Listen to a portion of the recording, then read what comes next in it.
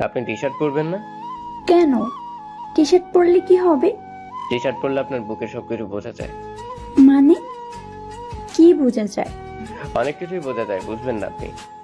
কই, আমি তো কিছুই বুঝতে পারছি না। তা আমাকে বলেন, কি দেখেন টি শার্টের ভিতরে? আপনার বুকের দুই পাশে খাড়া হয়ে থাকা অমৃত বিশালতার সেই স্তন যুগলের বিস্তৃত চোখের সামনে এসে পড়ে। কি? আপনি তো দেখি অনেক খারাপ একটা ছেলে, মেয়েদের বুকের দিকে তাকিয়ে থাকেন। কেউ যদি ওড়না ছাড়া নিজের বুকের সাইজ দেখায় তাহলে খারাপটা কি আছে? তাই বলে এভাবে দেখবেন, লজ্জা করে না? কেন করবে? মাঝে মাঝে আপনার বুকের ওই দুটো আস্থা বলে হাত দিয়ে ধরি। কি এত সাহস আপনার? সাহস তো অনেক আছে, কেবল প্রয়োগ করি না। তাই নাকি? তা কেন প্রয়োগ করে না? সুযোগ হয় না প্রয়োগ করার। আমি আবার সবসময় সাহসের পরিচয় দিই না। যদি সুযোগ হয় তাহলে কি করবেন? অনেক কিছুই। যদি আমার বুকের সুন্দর দুটো কমলা নিয়ে সুযোগ দিয়ে কি করবেন? ধরবো, দেখবো, খাবো, চাপবো, আর কি করবো জানি না। তাই নাকি? ধরতে দিলে খেতে চায়, সাহস কত! অনেক সাহস, বললাম তো। যখন ছোট ছোট টি শার্ট পরেন তখন আপনার বুকের যে দুই পাশের দুইটা জিনিসের মাথার নিতম্ব দেখা যায়, তখন নিজেকে কন্ট্রোল করাটা অনেক কঠিন। কিন্তু তারপরে নিজেকে কন্ট্রোল করে রাখি। কিন্তু যখন যখন কি? কিন্তু যখন ছোট ড্রেসে পরার পর আপনার ঘামে ভেজা কোমর, উলম পুষ্প মণ্ডিত নাভিটা দেখি, তখন যেন আর থাকতেই পারি না। তখন কি করতে মন চায়? অনেক কিছুই। আপনার মোটা বড় কমলার কোয়ার মতো দুটো ঠোঁট যখন দেখি, আর নিজেকে ধরেই রাখতে পারি না। কি করতে মন চায় তখন? তখন মন চায় দেয়ালের সাথে চেপে ধরে আপনার ওই মিষ্টি ঠোঁট আমার মুখে ভিতরে নিয়ে চুষে চুষে খাই। তারপর? তারপর নীরব কথাটা বলেই নীলাকে দেওয়ালের সাথে চেপে ধরে। তারপর নীরার ঠোঁটের সাথে নিজের ঠোঁট মিলিয়ে নিল। তারপর নীরার আকর্ষণীয় নিচের ঠোঁট নীরব তার মুখের ভিতর নিয়ে চুষতে থাকে। প্রায় মিনিট খানিক পরে নীরব ছেড়ে দেয়। দুজনে হাঁপাতে থাকে। নীরা চোখ দুটো প্রসারিত করে বেশ বড় করেই তাকিয়ে আছে নীরবের দিকে। নীরব তাকিয়ে থাকে নীরার ঠোঁটের দিকে। দুজনে হাঁপাচ্ছে। নীরা হাঁপাতে হাঁপাতে প্রশ্ন করল, আপনার সাহস আসলে অনেক বেশি। আর দেখাবো? হ্যাঁ, দেখান। নীরব আবারও এগিয়ে যেতে থাকে নীরার দিকে। তখনই নীরবের ছাত্রী চলে আসে সেখানে। নীরা দ্রুত নীরবের সামনে থেকে চলে আসে। নীরবও আর কিছু না বলে। নীরা হলো নীরবের ছাত্রীর বড় বোন। 1 বছর ধরেই নীরব তার ছাত্রী অথৈকে পড়াতে আসে। 1 বছর ধরে নীরব আর নীরা একে অপরকে দেখে, আর দেখতে দেখতেই দুজনকে ভালোবেসে ফেলে। দুজনে অল্প অল্প কথা বলতো। রাত 2টা বাজে। নীরা জানালা খুলে বসে আছে। বৃষ্টি শুরু হয়েছে। নীরবের কথা মনে পড়ে ওর। ফোনটা হাতে নেয়। নীরবকে কল করে নীরা। কোথায় আপনি? আমরা চাইলে একে অপরকে তুমি করে বলতে পারি। বাড়িতে। আচ্ছা ঠিক আছে। কোথায় তুমি? বাড়িতে। এত রাতে কোথায় থাকবো? বৃষ্টি হচ্ছে গুড়ি গুড়ি, তোমাকে খুব দেখতে ইচ্ছে করছে। কালকেই তো পড়াতে আসবো। হ্যাঁ জানি, কিন্তু তোমাকে খুব দেখতে ইচ্ছে করছে এখন। এত রাতে? আসো না একটু বাসার নিচে। আচ্ছা ঠিক আছে। নীরব বাড়ি থেকে বের হয়, হাতে একটা ছাতা। 20 মিনিটের রাস্তা নীরাদের বাড়ি। নীরব 20 মিনিট ধরে হেঁটে নীরাদের বাড়ির সামনে আসলো। নীরবকে দেখতে পায় নীরা। নীরা চুপি চুপি দরজা খোলে। তারপর দৌড়ে বাড়ির নিচে চলে আসলো। নীরবকে দেখে দৌড়ে আসে ওর কাছে। নীরবের ছাতার নিচে চলে আসে নীরা। তারপর শক্ত করে নীরবকে জড়িয়ে ধরে। এই দিয়ে সেকেন্ডবার ওরা এতটা কাছে আসে। নীরব, অনেক ভালোবাসি তোমাকে। আমিও ভালোবাসি, কিন্তু এত রাতে ডাকলে কেন? চলো আমরা ঘুরবো।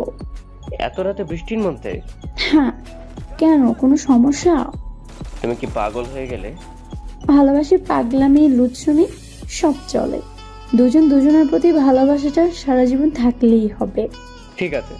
জানো, নীরব, আমার খুব ইচ্ছে বৃষ্টি হবে, তোমার হাত ধরে রাস্তায় হাঁটবো, একটা ছাতায় দুজন গুটিসুটি মেরে হাঁটবো, তুমি এক হাত দিয়ে আমায় পেঁচিয়ে রাখবে, আমি তোমাকে এক হাত দিয়ে পেঁচিয়ে ধরে তোমার বুকের উদম আকর্ষণে বহু এক্সপেন্সিভ নিতম্বে একটা হাত রাখবো, তারপর ছাতার আস্তে আস্তে চাপতে থাকবো, ধরে রাখবো।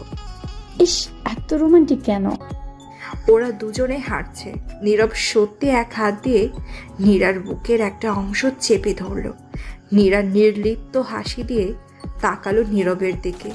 নীরব কিছুটা জোরে চেপে ধরে নীরার নিতম্বটি, এরপর গালে একটা চুমু দিয়ে নীরা বলে, এই, এটা রাস্তা, এখানে এসব কি করুন? এত রাতে বৃষ্টিতে কেউ আসবে না গো, কেউ কিছুই দেখবে না। আমি একাই তোমাকে লুটে পুটে খাবো।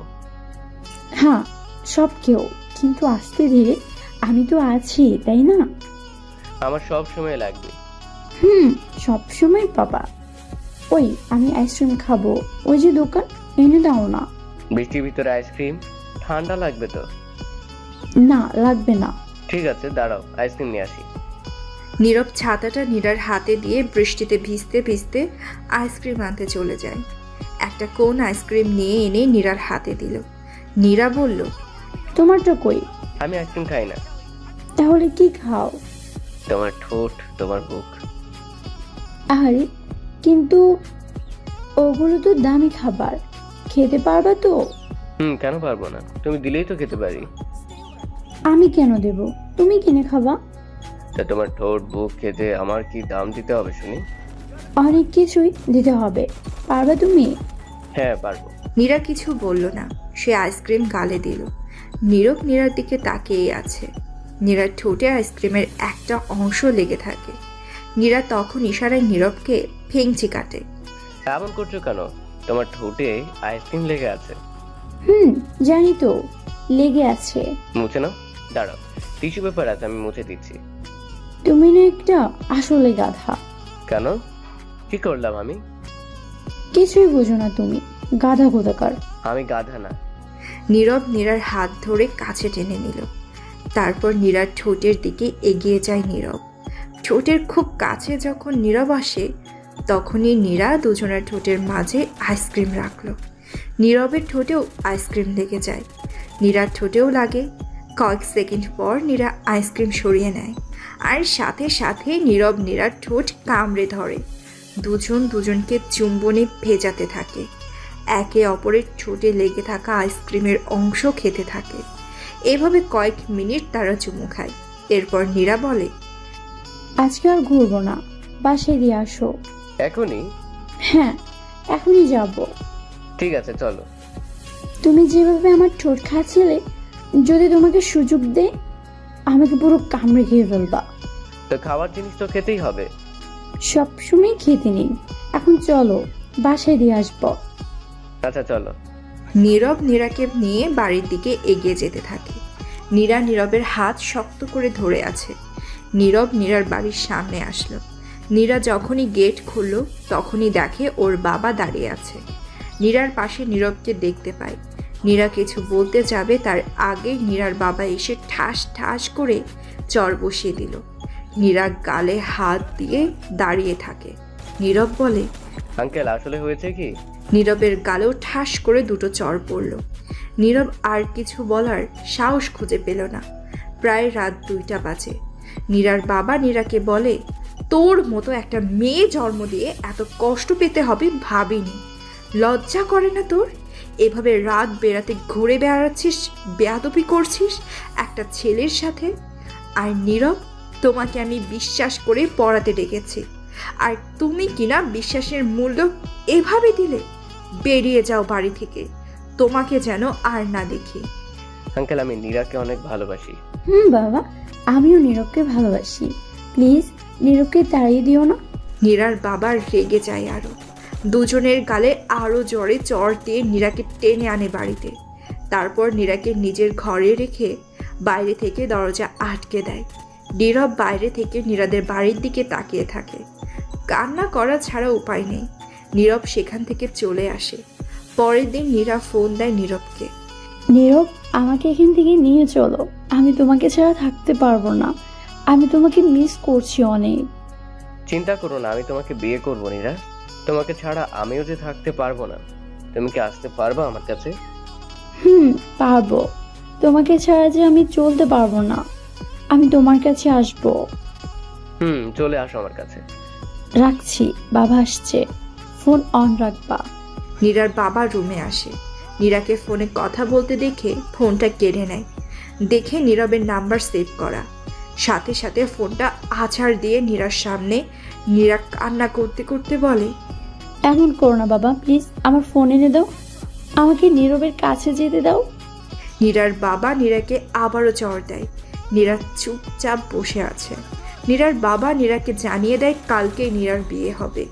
নীরা যেন আকাশ থেকে পড়ে। নীরা পাগলের মতো করে কান্না শুরু করে। নীরার বাবা চলে যায়। নীরা সারাদিন নীরবের সাথে যোগাযোগ করার চেষ্টা করে, কিন্তু কোনোভাবেই তার সম্ভব হয় না। নীরা না খেয়ে বসে থাকে। পরের দিন সকালে নীরার বোন আসে নীরার রুমে। নীরার বোনের হাতে ফোন।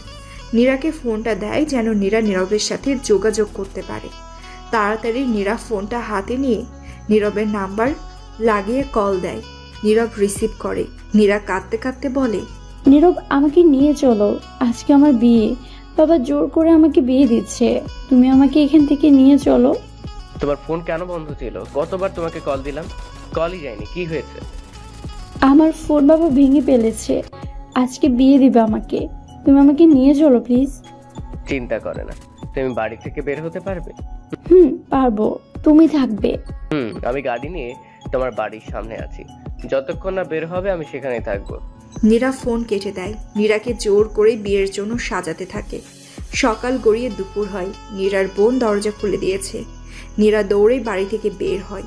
দূরে নীরব দাঁড়িয়ে থাকে। নীরা দৌড়ে নীরবের কাছে আসে। নীরবকে শক্ত করে জড়িয়ে ধরে। জলদি চলো, বাবা এখনই চলে আসবে। চলো, তোমাকে নিয়ে অনেক দূরে চলে যাব। নীরার হাত ধরেই গাড়িতে ওঠে নীরব। তারপর ড্রাইভ করে গাড়ি চালাতে থাকে। শহর ছেড়ে একটা কাজী অফিসের সামনে এসে গাড়িটা থামে। দুজনে কাজী অফিসে ঢুকে বিয়ে করে নিল। কাজী অফিস থেকে বের হয়। দুজনে বিয়ে করে ফেলেছে। ওরা দুজন এখন স্বামী স্ত্রী। শহরের বাইরে একটা হোটেলে আসে দুজন। একটা রুম বুক করে। দুজনেই সেই রুমে উঠল। নীরা ফ্রেশ হয়ে বিছানায় বসে, নীরবও ফ্রেশ হতে চলে যায়। কিছু সময় পর নীরব বের হয়। বিছানায় সদ্য বিয়ে করা বউকে দেখল চুপচাপ বসে আছে। নীরব কাছে যায়। নীরা সালাম করে নীরবকে। আজ আমাদের বাসর রাত, তোমাকে দেওয়ার মতো এখন কিছুই নেই। ভালোবাসা দিও, সারা জীবন আমার পাশে থেকো। নীরব নীরাকে জড়িয়ে ধরে। নীরা কিছু সময় কান্না করে। নীরবের বুকে চুমু দেয়। নীরব নীরার কপালে চুমু দিল। নীরার গা থেকে নীরব শাড়িটা খুলে ফেলে। নীরার কেবল তার আকর্ষণীয় দুটো জায়গাতে কাপড় দিয়ে ঢাকা আছে। নীরা লজ্জাতে তাকাতে পারছে না। নীরাকে বিছানায় শুয়ে দিল নীরব। তোমাকে আজ অনেক কাছে পেলাম। অনেক আদর করো, তোমার বুকের চারপাশ আমি চুমু খাবো। সবখানে চুমু খাও, ধরো সবকিছু, সব জায়গাতে স্পর্শ করো। ভালোবাসি আমি। আমিও ভালোবাসি। দুজনেই ভালোবাসার স্রোতে ভেসে যেতে ব্যস্ত থাকে।